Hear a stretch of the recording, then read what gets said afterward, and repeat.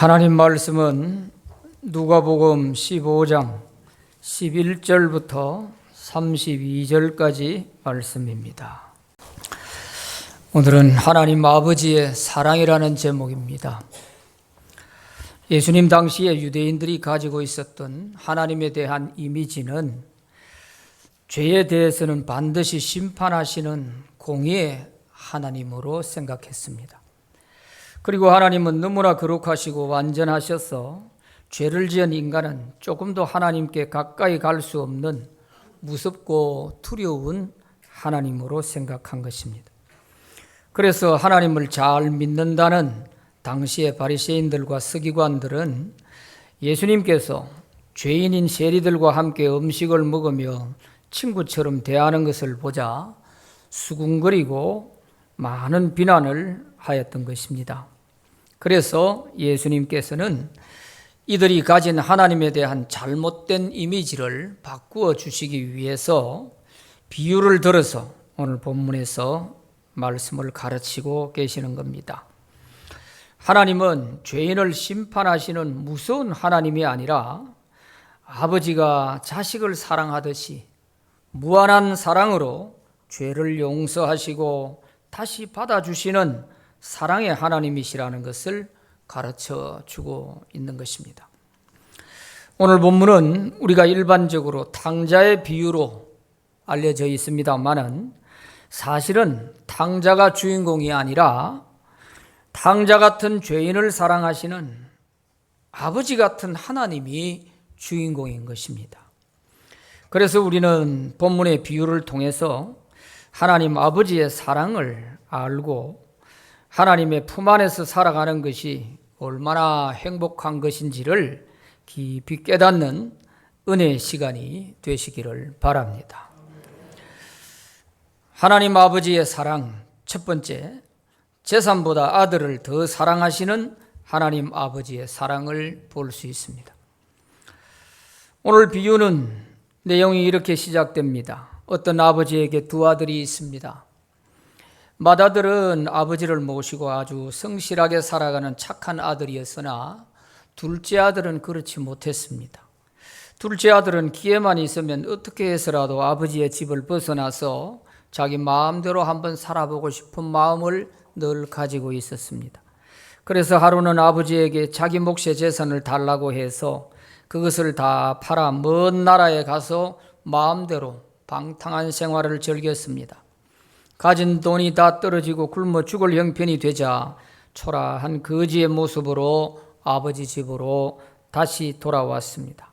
그런데 아버지가 그 아들을 척은히 여기시고 다시 받아주었다는 이야기가 오늘 본문의 비유의 말씀인 것입니다. 우리는 이 비유에서 둘째 아들의 자유분방한 성향을 누구보다 아버지가 잘 알고 계셨을 텐데 왜 그 아들에게 재산을 나누어 주었을까 하는 것입니다. 더구나 당시 유대인들의 상속은 아버지가 돌아가셨을 때 받을 수 있게끔 되어 있었습니다. 그런데 아버지가 아직 건강하게 살아 계시는데 자기 몫의 재산을 달라는 것은 아버지께서 빨리 돌아가시라는 말과 같은 것입니다.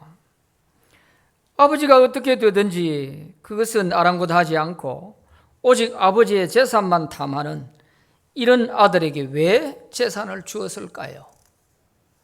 이 둘째 아들이 얼마나 망나니가 같은 아들이냐 하는 것이 여기서 드러나는 거죠. 아버지가 그에게 재산을 주지 않았으면 둘째 아들이 탕자가 될 리도 없고 고생할 이유도 없었을 것이고 또 아버지의 그 귀한 재산을 날려버리는 일도 없었을 것입니다. 그런데도 아버지는 둘째 아들에게 재산을 나누어 주었습니다. 이 재산을 주면 둘째 아들이 어떻게 하리라는 것을 아버지는 어느 정도 예상을 하고 준 것입니다. 그렇다면 아버지는 어떤 마음으로 이 둘째 아들에게 재산을 나누어 준 것일까요? 그것은 둘째 아들이 아버지의 사랑을 깊이 깨닫기를 바라는 마음에서 준 것입니다. 아버지의 사랑을 깨닫지 못하는 아들을 집에 그냥 붙잡아 둔다고 옳은 아들이 되는 것은 아니지 않습니까? 그래서 아버지는 아버지의 집을 떠나서 마음대로 한번 살아보고자 하는 아들에게 비싼 수업료를 내어준다는 마음으로 재산을 떼서 나누어 준 것입니다. 아버지를 떠나 마음대로 사는 것이 진정한 자유가 아님을 깨닫고 아버지의 집에서 살 때가 정말 행복했었구나 하는 이것만 둘째 아들이 배울 수 있다면 결코 아버지가 준 재산은 아깝지 않은 것이죠. 그래서 아버지는 재산보다 아버지의 사랑을 깨닫고 진정한 아버지의 아들로 거듭나기를 바라는 아버지의 사랑을 볼 수가 있는 것입니다. 이것은 바로 우리를 향한 하나님 아버지의 사랑이기도 합니다. 명목상 교회 안에 머물러 있는 성도들은 기회만 있으면 언젠가 교회를 떠나 마음대로 한번 자유롭게 살아보고 싶은 마음들을 가지고 있습니다. 이런 사람들은 억지로 교회에서 붙잡아 둔다고 하나님의 옳은 자녀가 되는 것이 아닌 것입니다. 그래서 하나님은 어떤 계기로 교회를 떠나는 사람들이 있을 때 하나님은 그를 가만히 두고 보실 때가 있습니다. 아무리 주변 사람들을 통해서 권면해봐야 그 소리가 귀에 들어가지 않기 때문이죠. 그래서 스스로 마음껏 자유를 누리며 하고 싶은 대로 하고 살도록 하나님은 가만히 두고 보실 때가 있는 것입니다. 그러다가 흉년이 들고 궁핍과 고난이 닥치게 되면 교회가 그리워지고 하나님의 사랑의 품에서 살 때가 행복했었구나 하는 것을 깨닫는 것입니다. 이처럼 자신이 몸으로 하나님 아버지의 사랑을 깨달은 자는 확실하게 하나님의 자녀로 거듭나게 되는 것입니다. 하나님의 교회가 얼마나 소중하며 하나님의 사랑이 얼마나 귀한 것인가를 알기에 깨닫고 돌아온 자식은 오직 이제 하나님 아버지의 뜻대로만 살렸고 하는 것입니다. 그러므로 우리가 한 번쯤 세상의 자유를 동경하다가 실패를 경험하고 아버지께 돌아와서 하나님의 진정한 자녀로 거듭나는데 낸 수업료라 생각을 하고 감사하시기를 바랍니다. 하나님은 그 재산보다 우리가 하나님의 참 자녀가 되기를 더 원하고 계시는 것입니다. 두 번째, 끝까지 기다리시는 하나님 아버지의 사랑을 볼 수 있습니다. 오늘 본문 12절 13절 말씀에 보면 그 둘째가 아버지에게 말하되 아버지여 재산 중에서 내게 돌아올 분깃을 내게 주소서 하는지라. 아버지가 그 살림을 각각 나누어 주었더니 그 후 며칠이 안 되어 둘째 아들이 재물을 다 모아가지고 먼 나라에 가서 거기서 허랑방탕하여 그 재산을 낭비하더니 이렇게 기록하고 있습니다. 아버지는 둘째 아들의 요구대로 두 아들에게 각각 재산을 나누어 주었습니다. 그러자 며칠이 안 되어 둘째 아들은 재물을 다 팔아서 먼 나라로 떠나버렸습니다. 이것은 아버지도 이미 어느 정도 예상했던 일이지요. 그런데도 아버지는 아무런 말을 하지 않으십니다. 재산 나눠준 지 며칠이 안 돼서 그 재산 다 팔아가지고 먼 나라로 가는 걸 보면서도 아버지는 아무 말이 없습니다. 우리 같았으면 너 이럴 줄 알았어. 내가 너에게 재산 나눠준다고 한 거 다 취소다. 이런 말을 하고 싶은데 이 아버지는 아무런 말이 없습니다.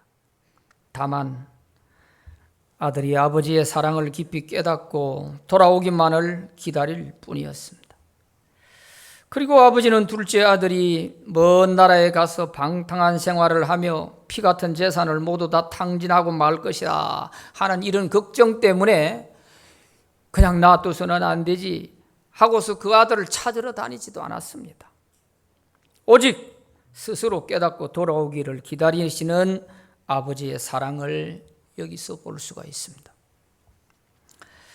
인간은 머리로 깨닫는 것보다 경험으로 깨닫는 것이 중요합니다. 머리로 깨닫는 것은 금방 잊어버릴 수가 있지만 몸으로 깨달은 것은 몸이 기억하기 때문이죠. 그러기에 시간이 필요한 것입니다. 우리 인간이 뭔가를 깨닫는 데에는 시간이 필요하고 비용이 필요한 거예요. 그래서 아버지는 기다려주는 것입니다. 어거스틴은 17년 동안 방탕한 생활을 합니다. 부모가 아무리 타일러도 되질 않아요. 공부 잘하라고 유학 보내놨더니 마니교에 빠져가지고 17년 동안을 방탕한 생활을 하는 거예요. 그 어머니 모니카는 기도하면서 기다려줍니다. 아들이 진정 하나님을 바로 깨닫고 돌아올 수 있도록 기다려주는 거예요. 그래서 그가 17년 만에 회개하고 돌아와서 당자가 성자가 되는 거예요. 그래서 오늘날 우리 모든 기독교에 초석을 세우게 됩니다. 이 어거스틴이 루터, 칼빈, 종교개혁가들에게 있어서 큰 영향을 주게 되는 것이죠. 지금 우리가 쓰고 있는 기초적인 이런 교리가요, 다 이 어거스틴에게서 나왔습니다. 어머니가 기다려주지 않았다면 이런 결과가 있었겠습니까? 당자가 성자가 되는 데는 시간이 필요한 거예요. 부모의 그 사랑과 눈물 어린 기도가 기다려주는 인내가 필요한 거예요. 여러분, 속썩이는 자식이 있다고 성급하게 생각하지 말고 스스로 깨달아 하나님을 알 수 있도록 기다려주는 지혜로운 부모가 되시기를 바랍니다. 둘째 아들이 아버지 집을 떠난 날로부터 아버지는 하루도 마음 편할 날이 없었을 것입니다. 어제나 저제나 오직 아들이 깨닫고 돌아오기를 기다리고 계셨던 것입니다. 아버지가 아들을 애타게 기다리는 동안 둘째 아들에게 많은 일이 일어났습니다. 가진 돈이 다 떨어졌을 무렵 그 나라에 큰 흉년이 들었습니다. 먹을 것이 없어 궁핍한 삶이 계속되었습니다. 그래서 돼지 농장에서 일을 하면서 돼지가 먹는 사료를 먹으며 지냈습니다. 그런데 그 돼지 사료도 배불리 먹을 수 있도록 주는 사람이 없었습니다. 아들은 인생의 바닥까지 떨어진 것입니다. 특히 유대인들이 제일 부정한 동물로 여기는 것이 돼지인데 이 아들은 그 돼지 우리에서 돼지 사료를 먹으면서 지냈다는 것은 인생의 막장까지 내려갔다는 뜻입니다. 그러자 아들은 비로소 아버지의 집을 그리워하게 됩니다. 오늘 본문 17절 말씀에 보면 이에 스스로 돌이켜 이르되 내 아버지에게는 양식이 풍족한 품꾼이 얼마나 많은가, 나는 여기서 줄여 죽는구나 하고 깨닫게 됩니다. 이제 이 둘째 아들은 제정신이 돌아온 거예요. 내 아버지 집에는 품꾼도 배불리 먹고 양식이 남아 도는데 나는 여기서 굶어 죽게 되었구나. 내 신세가 왜 이렇게 됐을까? 아버지를 떠나서 내 마음대로 사는 그것이 행복인 줄 알았는데 그것이 아니었구나. 제정신이 돌아오는 거예요. 그래서 스스로 깨닫고 아버지 집으로 돌아가려는 마음을 갖게 된 것입니다. 인내심을 가지고 기다린 아버지의 사랑이 통한 것일까요? 아들은 아버지의 사랑을 깊이 몸으로 깨닫게 된 것입니다. 아버지의 집을 떠나 마음대로 사는 것이 참 자유가 아니구나. 잠깐의 세상 향락이 참된 행복이 아니라는 것을 아들은 온몸으로 깨달은 것입니다. 이처럼 아들이 깨달을 때까지 사랑으로 기다리는 아버지의 사랑이 우리를 향한 하나님 아버지의 사랑인 것입니다. 하나님은 하나님의 자녀들이 교회를 떠날 때에 스스로 깨닫고 돌아올 때까지 하나님은 사랑으로 끝까지 기다리고 계십니다. 날이면 날마다 살인문 앞에서 아들을 기다리는 아버지의 그 마음처럼 하나님 아버지께서도 교회를 떠난 하나님의 자녀들이 돌아오기를 날이면 날마다 기다리고 계시는 것입니다. 오매불망 기다리는 하나님 아버지의 그 사랑을 우리는 결코 잊어서는 안 될 것입니다. 그것을 잊어버리는 순간 영원한 탕자가 되고 말 것입니다. 세 번째, 아들을 용납하시는 하나님 아버지의 사랑을 볼 수 있습니다. 오늘 본문 20절 말씀에 보면 이에 일어나서 아버지께로 돌아가니라. 아직도 거리가 먼데 아버지가 그를 보고 측은히 여겨 달려가 목을 안고 입을 맞추니, 이렇게 기록하고 있습니다. 비가 오나 눈이 오나 날마다 집 나간 아들을 기다리는 아버지는 어느 날 동구 밖에서 초라한 모습으로 걸어오는 아들을 발견하게 되었습니다. 아직도 거리가 먼데 아버지가 그를 보고 천히 여겨 달려가 목을 안고 입을 맞추었다고 했습니다. 먼 거리에서도 아들을 먼저 알아본 것은 바로 아버지였습니다. 이것은 매일같이 아들이 돌아올 것을 기대하며 동구 밖을 늘 살폈다는 것을 알 수 있는 것이지요. 아버지가 먼저 달려가서 목을 안고 입을 맞추었다는 것은 끊어진 관계가 회복되었다는 것을 말하는 것입니다. 그런데 이것은 아들의 사죄보다 먼저 아버지의 측은지심이 아들을 용납하게 된 것입니다. 오늘 본문을 잘 보시면 20절에서 아버지가 달려가서 아들을 껴안고 입을 맞춥니다. 그리고 21절에 가서 아들이 아버지에게 아버지, 제가 잘못했습니다. 하늘과 아버지 앞에 죄를 지었습니다. 제가 아들이라 부르는 것을 감당할 수 없습니다 하면서 21절에 가서 아들이 죄를 고백하는 것이 나오잖아요. 그러니까 사죄에 앞서서 아버지의 그 측은지심이 아들을 용납하고 받아준 것입니다. 이것은 우리 기독교에 대단히 중요한 그런 신앙의 초석이 됩니다. 예수님 당시에 바리새인과 서기관들은 죄인은 반드시 죄를 회개해야 하나님께 나아갈 수 있지, 그러지 않고는 한 걸음도 하나님 앞에 갈 수 없다. 이것이 예수님 당시의 서기관 바리새인들의 신앙이었습니다. 그런데 예수님은 그게 아니라는 거예요. 아버지의 그 사랑이 조건 없이 아들을 용납하고 받아주었기 때문에 그 사랑 때문에 아들은 회개하지 않을 수 없었다는 거예요. 그래서 회개가 앞선 것이 아니라 하나님의 사랑을 깨닫는 그 믿음이 앞선다는 것을 알 수가 있는 거죠. 우리는 먼저 죄를 해결해야만 하나님이 우리를 용서하시고 받아주시는 것으로 생각하지만 하나님은 우리가 하나님께로 돌아오는 그것만으로도 이유를 묻지 않고 과거를 묻지 않고 용납하십니다. 그래서 인간은 하나님의 그 사랑에 감동해서 진정한 회개를 하게 되는 것입니다. 진정한 회개는 하나님의 사랑을 깨달을 때 회개가 되는 거예요. 죄를 짓고 무서워서 그저 하나님 앞에 벌벌 떨면서 하는 회개가 참된 회개가 아니에요. 그것은 그 순간을 모면하려고 하는 회개일지 모릅니다. 그러나 조건 없이 받아주시고 그 한없이 넓은 하나님의 사랑으로 품어주시는 그 사랑 앞에 죄인은 회개하지 않을 수가 없는 거예요.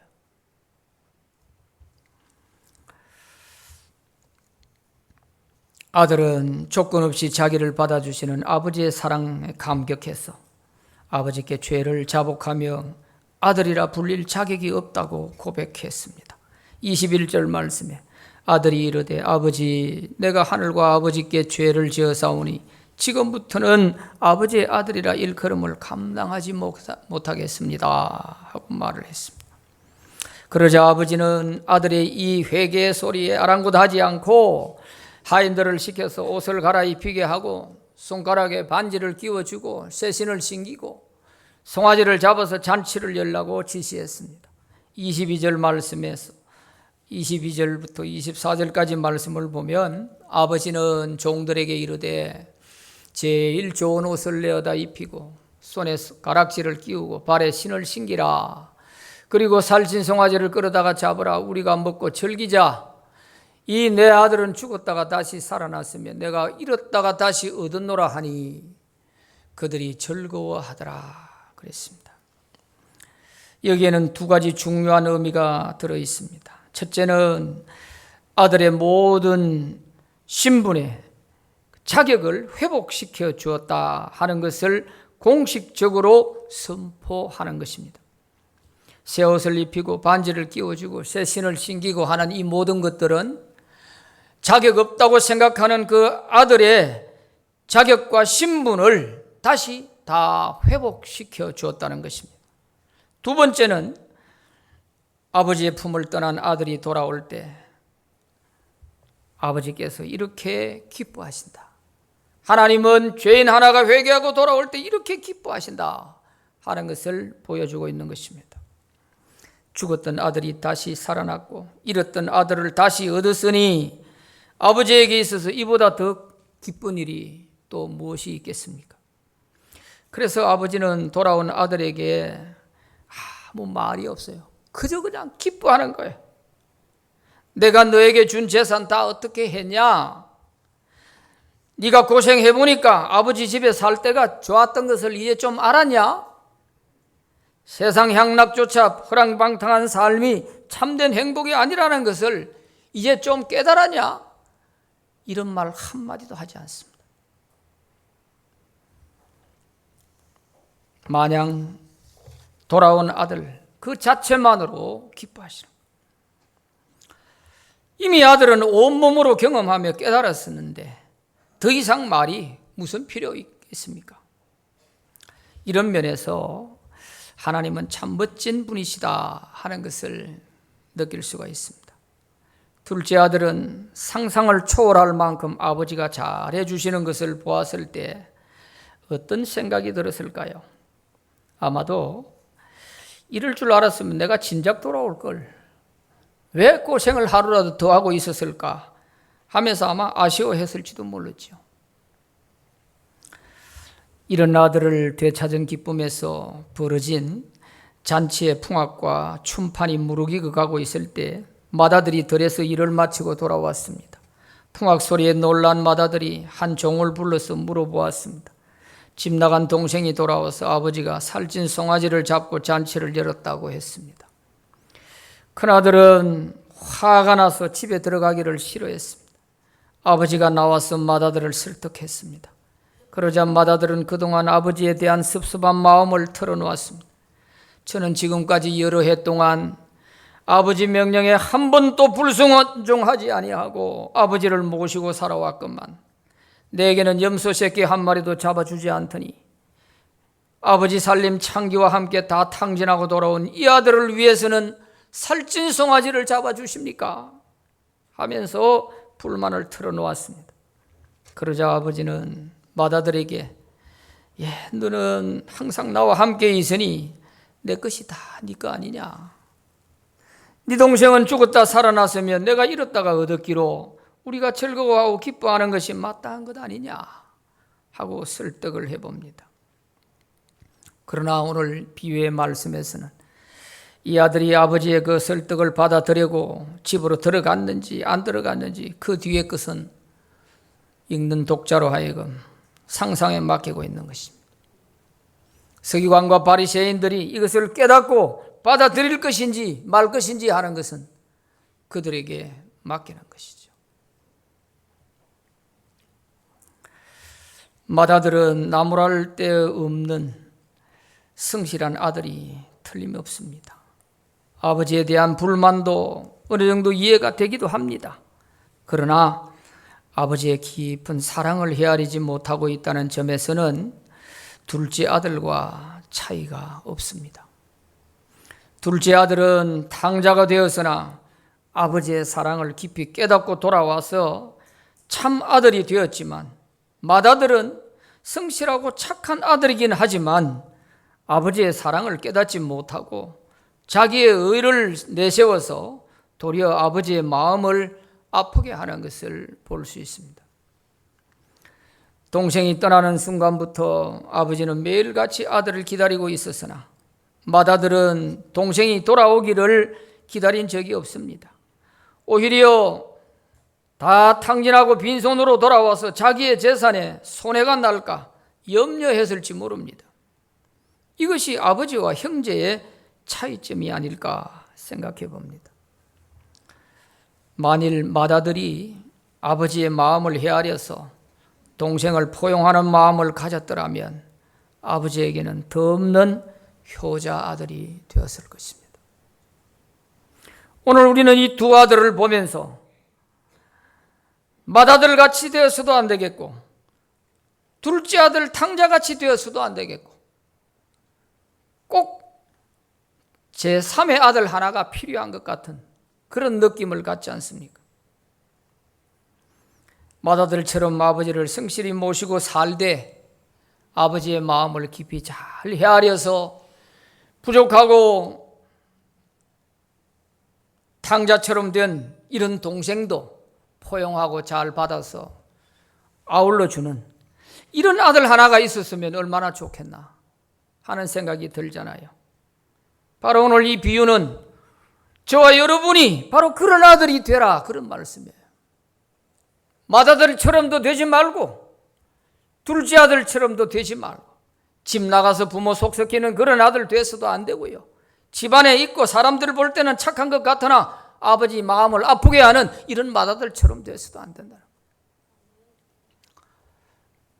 그러니까 제3의 아들, 정말 아버지의 사랑을 깊이 이해하고 잘 헤아려서 아버지를 기쁘게 해드리는 이런 아들이 저와 여러분이 되라 이런 말씀입니다. 이제 우리는 내가 맏아들처럼 되어 있는 사람인지 둘째 아들 같은 사람인지 한번 우리 자신을 점검해 보는 것이 필요할 것입니다.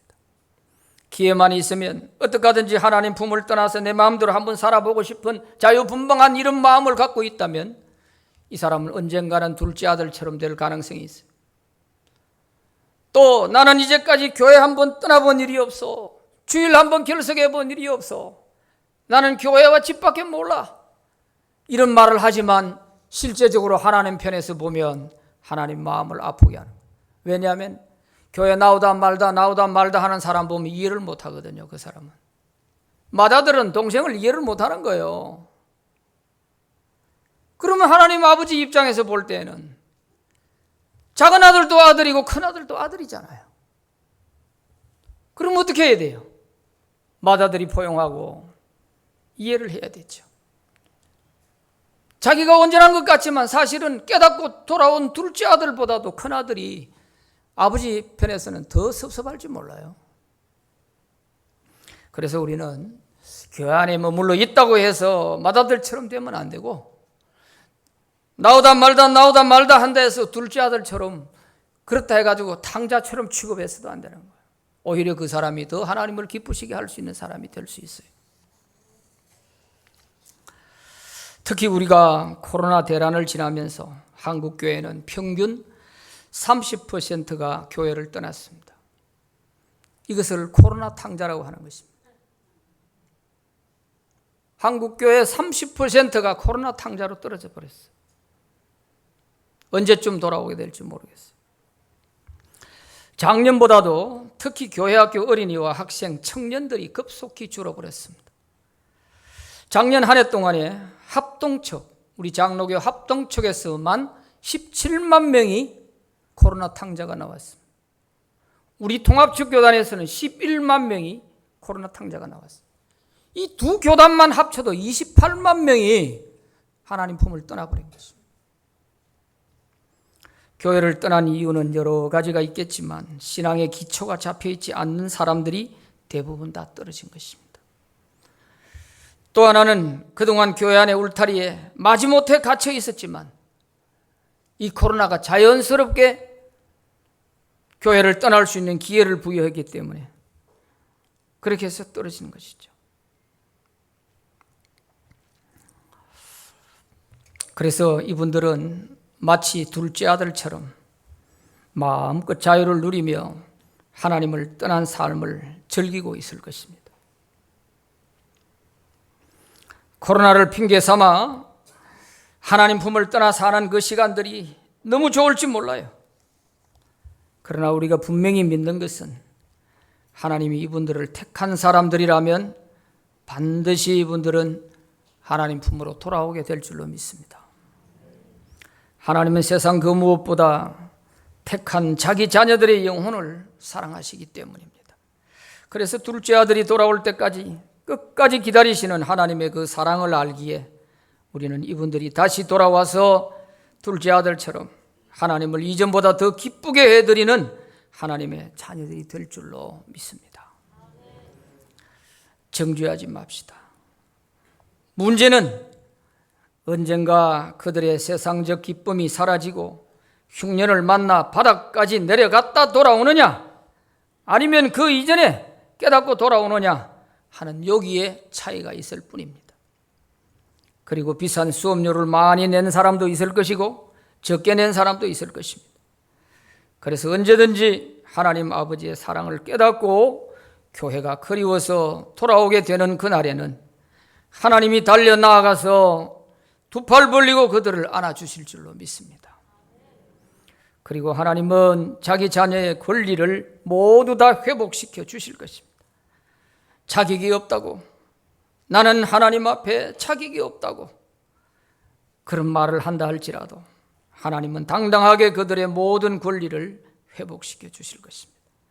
아무도 끊을 수 없는 하나님 아버지의 이 사랑을 반드시 하나님 자녀들은 기억해야 할 것입니다. 하나님은 날이면 날마다 오매불망 자기들의 자녀들이 다시 하나님 품으로 돌아오기를 기다리고 계시는 것입니다. 이제 우리 모두 하나님 품 안에서 하나님의 기쁨이 되어서 살아가는 그런 저와 여러분들이 다 되시기를 바랍니다.